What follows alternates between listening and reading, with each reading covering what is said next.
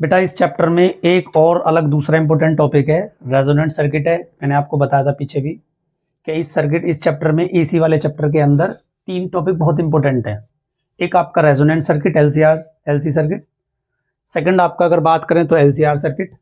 लेकिन इसमें एक बात और याद रखनी है आपको कि एलसीआर सर्किट, जब ये एलसीआर सर्किट आता है तो ये केवल 3 नंबर का क्वेश्चन बनता है, लेकिन जब इसके अंदर रेजोनेंट कंडीशन भी आ जाती है डिफाइन करने के लिए तो फिर ये 3 नंबर का क्वेश्चन लॉन्ग में 5 नंबर का बन जाता है। एक इसमें आगे है ट्रांसफॉर्मर, तीसरा टॉपिक, ठीक है। वो आगे में जब मैं वीडियो बनाऊंगा तो आपको बताऊंगा उसमें क्या क्या होता है। तो अभी हम बात कर रहे हैं एलसीआर सर्किट की। एलसीआर सर्किट में आपके पास में एक कॉइल, उसके बाद आपके पास एक कैपेसिटर, देन आपके पास एक रजिस्टर। ये 3 पैरामीटर जोड़ करके सीरीज में हम इनके एक्सटर्नल एंड को किसी एक्सटर्नल एसी सोर्स से जोड़ देते हैं। अब क्योंकि ये एक्सटर्नल एसी सोर्स है जिसका वोल्टेज इक्वेशन क्या होता है आप जानते हैं, V equal V naught sine omega t. अब किसी कॉइल के लिए ये पहचान होती है उसकी, यानी ये एक तरीके से इंडक्टर है इसका, यानी ये L है आपके पास में, और ये कैपेसिटर है C, और ये आपका रजिस्टर। अब आप इन्हें अलग अलग मेनली करंट के फॉर्म में इसको डिफाइन कर लीजिए। जैसे अगर मैं बात करूं इसके लिए तो इसका वोल्टेज और करंट वाला वोल्टेज किस डायरेक्शन में होगा, ये डायरेक्शन होगी इसकी, ये VR के लिए, और इसके लिए ये होता है VL, समझ लीजिएगा। क्योंकि हमेशा ये जो इंडक्टर है इसके अक्रॉस जो वोल्टेज होगा वो हमेशा फेज में क्या होता है, 90 डिग्री आगे होता है। मैंने अभी आपको पीछे बताया था। अब अगर मैं इसी वोल्टेज को C के अक्रॉस देखूं तो ध्यान रखो कि जो R के अक्रॉस वोल्टेज है वो उसके अकॉर्डिंग कितना है, 90 डिग्री फेज में लैग बिहाइंड होता है VC। यहां अगर मैं इसकी तीसरी कंडीशन की बात करूं तो ये ऑलरेडी क्या होता है, ये सेम फेज में है। तो आपके पास समझ लेना कि ये और ये दोनों, इन दोनों में क्या डिफरेंस है। VR का वोल्टेज इसके 90 डिग्री फेज में आगे होता है और ये 90 डिग्री फेज में पीछे होता है। और ये अगर बात करें तो ये वोल्टेज जो होगा VR का, ये करंट के साथ सेम फेज में होता है। अब अगर मैं इनको ये कहूं, यहां पहले AC सोर्स क्या है, equation of AC source, equation of AC source. तो आपके पास इक्वेशन ऑफ AC सोर्स होता है V node sign omega T, ठीक है। और अगर मैं बात करूं यहां V नोड की तो बेटा V नोड आपका होता है peak value of voltage, peak value of voltage. Maximum बच्चे को इस चैप्टर के अंदर एक प्रॉब्लम होती है कि सर V नोड और VRMS दोनों में डिफरेंस क्या है, ठीक है। V नोड क्या होता है और VRMS क्या होता है। तो सिर्फ आप इतना समझ लो कि V नोड का मतलब होता है मैक्सिमम कैप्चर्ड वैल्यू या maximum captured value by the circuit. यानी एक्चुअल में होता क्या है V नोड, ये V नोड उस सर्किट के लिए उसकी लिमिटेड यानी मैक्सिमम वैल्यू होती है कि वो कितना हाई वोल्टेज तक रीड कर सकता है। और ये जो VRMS वैल्यू है ये उसकी सप्लाइंग वैल्यू होती है। एट सप्लाइंग वैल्यू का मतलब होता है कि एट द टाइम उसमें कितना है। इसको आप सिर्फ एक बात ऐसे समझ लो एक एग्जांपल की तरह, कि जैसे मान लीजिए आपके पास कोई इंस्ट्रूमेंट है। अब कोई इंस्ट्रूमेंट मान लीजिए 100 वोल्ट तक वोल्टेज को केवल रीड कर सकता है, तो क्या उसमें 100 वोल्ट की सप्लाई करेंगे तभी रीड होगा, या उससे कम भी कर सकता है, वो उससे कम भी करेगा। डिपेंड करता है कि उसे कितना इनपुट मिला हुआ है। अगर मान लीजिए इनपुट उसे 60 वोल्ट का मिला हुआ है तो कहीं ना कहीं वो 60 वोल्ट भी तो उसमें रीड किया जाएगा, वो भी काउंट होगा। तो लेकिन वो 60 वोल्ट एक्चुअल वैल्यू है, वो दरअसल RMS वैल्यू है। उसकी लिमिट भले ही 100 वोल्ट है, यानी कि उसकी लिमिट तो ये है, लेकिन वो इतना भी कैप्चर कर सकता है।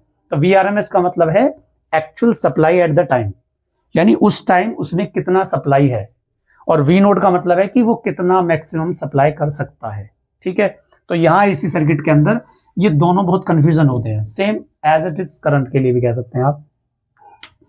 अब बेटा इसका हम आगे समझने से पहले इसका फेजर डायग्राम बताता हूं कैसे बनाना है। तो फेजर डायग्राम जो बनेगा आपको सिर्फ इन बातों का ध्यान रखना है। जैसे मान लीजिए कि आपके पास में वोल्टेज VR ये वाले डायरेक्शन में, ये VL वोल्टेज है, और ये आपका जो होगा VC। यानी अगर मैं इन तीनों कंडीशंस को कंबाइन कर दूं तो कंबाइन करने के बाद आपके पास एक सिंपल जो फेजर डायग्राम बनेगा वो इस तरह से बनेगा कि VR वोल्टेज सेम फेज में होने की वजह से बिल्कुल across the line, VL voltage phase difference इसका वोल्टेज के वोल्टेज का करंट के साथ 90 डिग्री है, दैट मीन्स ये 90 पर लैग करेगा, तो पॉजिटिव डायरेक्शन में बना लीजिएगा वाई पर, और ये लैग बिहाइंड है तो ये नेगेटिव वाई डैश पे चला जाएगा। अगर मैं इनको कंबाइन करूं तो ये कंडीशन आएगी। लेकिन अब जब फेजर डायग्राम की बात करते हैं तो हम इनको काउंट करने के लिए let the phase difference phi, pure circuit में हम काउंट कर सकते हैं कि VL VR से इतना आगे है या VC VR से इतना पीछे है। लेकिन जब आप तीनों को एक साथ मिलाएंगे तो अब वो सिचुएशन हर बार नहीं होगी कि ये हर बार 90 डिग्री पर होगा या ये हर बार 90 डिग्री पीछे होगा या ये दोनों ही 180 पर होंगे। ये सिचुएशन अब हर बार नहीं होगी, ये केवल एक प्रोबेबिलिटी बन गई, जिससे भी मैंने बताया था रेजोनेंट कंडीशन में ऐसा होता है। तो हम क्या करते हैं कि मान लेते हैं अपने पास से कि VL का जो वोल्टेज है वो इससे फेज डिफरेंस आगे है। अब सवाल ये है कि ये केवल VL नहीं है, सर्किट के अंदर VL VSC दोनों को मिलाकर के इफेक्टिव वोल्टेज बन गया है VC। अगर हम इसको इधर की तरफ सॉल्व करें तो इसका इफेक्टिव वोल्टेज जो होगा वो VC माइनस VL बनेगा। यानी कि आपके पास में दो अलग अलग प्रॉपर वोल्टेज क्या बन गए, एक इधर हो गया V और एक इधर हो गया। अब यहां पे जो ट्रायंगल प्रॉपर्टी है आप इसको क्या कर सकते हैं, इसे बना सकते हैं पॉइंट A, इसे मान लीजिए B और इसे मान लीजिए C। तो अब हमारी आगे की जो कैलकुलेशन होती है इस फिगर से होती है, हमने इस फिगर को इससे ड्राइव किया है, या आप समझ लीजिए इसकी हेल्प से बनाए। अब यहां हमारे पास तीन वैल्यूज निकालनी होती है, एक आपको निकालना होगा वोल्टेज, एक आपको निकालना होगा इस सर्किट के लिए इफेक्टिव रेजिस्टेंस कितना है जिसे आप कहते हैं इंपीडेंस, और एक इसका फेज डिफरेंस कि अगर तीनों वोल्टेज आ जाएं सर्किट में तो उनका आपस में क्या रिलेशन होगा फेज के साथ। तो यहां इस ट्रायंगल के अंदर OAB में आप देखिएगा कि ये हाइपोटेनियस साइड है, एक्चुअल में हम इसका निकालते हैं बाकी सबके साथ। तो ये हाइपोटेनियस, ये आपका बेस और ये आपका है परपेंडिकुलर साइड। तो यहां राइट एंगल वाली प्रॉपर्टी अप्लाई की, इनकी वैल्यूज रख लीजिए फिगर से, V स्क्वायर है, ये आपका VR स्क्वायर है और ये आपका कितना है VL माइनस VC का होल स्क्वायर है। इसका स्क्वायर खत्म कर दीजिए तो ये पूरा टर्म इधर क्या आ जाएगा, रूट में आ जाएगा, VR square VL minus VC का होल स्क्वायर। तो आपका जो इफेक्टिव वोल्टेज होगा कभी भी LCR सर्किट में, यानी जब भी आप कैलकुलेशन करेंगे, अगर आपकी प्रॉब्लम LCR सर्किट है तो आपको इस कंडीशन से निकालना होगा, ठीक है। अलग अलग वोल्टेज को लेकर के आप इस फॉर्मूले में रख दीजिएगा और यहां से कैलकुलेशन कर लीजिए। बट हमें यह भी ध्यान रखना है कि अगर मैं VR वोल्टेज को सेपरेटली चेक करूं तो ये हमेशा क्या है, I इंटू R होगा। इसी टाइप से VL वोल्टेज होगा I XL होगा, क्योंकि R तो R रेजिस्टेंस है, बट रेजिस्टेंस का मतलब R ही हमेशा नहीं है, लेकिन अगर वो कॉइल में है तो वो XL है, अगर वो कॉइल में XL है। इसी तरह से अगर वो कैपेसिटर में है तो XC है, क्योंकि ये तीनों सीरीज में है, इसका मतलब यहां करंट का जो फ्लो है वो कॉन्स्टेंटली है तीनों में, इसलिए I हर एक में कॉमन है। जब आप I की वैल्यू यहां कॉमन रखेंगे तो इस पूरे इक्वेशन के अंदर आप इसे बनाएंगे I square R square plus I XL minus I XC का होल स्क्वायर। यहां से अगर इस ब्रैकेट की बात करें तो I स्क्वायर कॉमन आ गया और ये I स्क्वायर मिलकर के बाहर ले जाएंगे रूट से, तो ये आपके पास केवल बचेगा R square plus XL minus XC का होल स्क्वायर। अब ये जो I है आप इसको इधर ले जाइए डिवाइड में और इक्वेशन बना लीजिएगा इसको R square plus XL minus XC का होल स्क्वायर।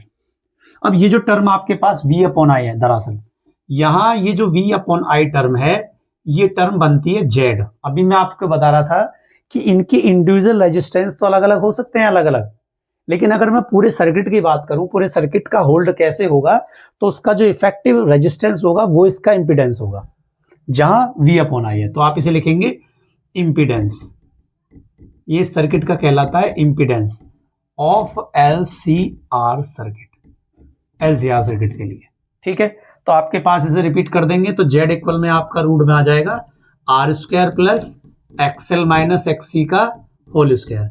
यानी अगर आपको कभी इफेक्टिव रेजिस्टेंस कैलकुलेट करना होगा तो आप इस प्रॉपर्टी से सॉल्व करेंगे, ठीक है।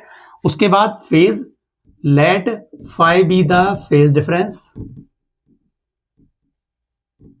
Late phi be the phase difference.